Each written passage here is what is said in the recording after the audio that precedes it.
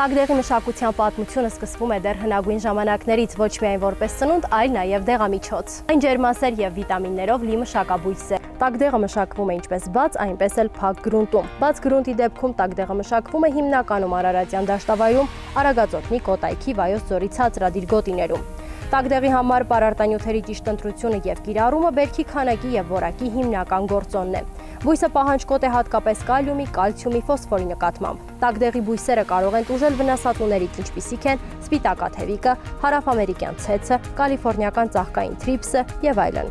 Տագդեղը զգայուն է նաև հիվանդությունների նկատմամբ, հատկապես խոնավ պայմաններում, ուստի պահանջում է կանխարգելիչ միջոցառումներ։ Հիվանդություններն են ֆուզարիոզը, վիլտը եւ այլն։ Տագդեղի մշակության մեջ կարևոր է պեստիցիդների քանակի ճիշտ կիրառումը առատ բերք ունենալու համար։ Պեստիցիդների սպասման ժամկետները տագդեղի մշակության դեպքում կարող են տևել 5-ից 30 օր կախված կիրառվող պեստիցիդի արտադրողի կողմից սահմանված սպասման ժամկետների։ Պեստիցիդի սպասման ժամկետը պեստիցիդի կիրառումից մինչև բերքահավաք ընկած ժամանակահատվածն է։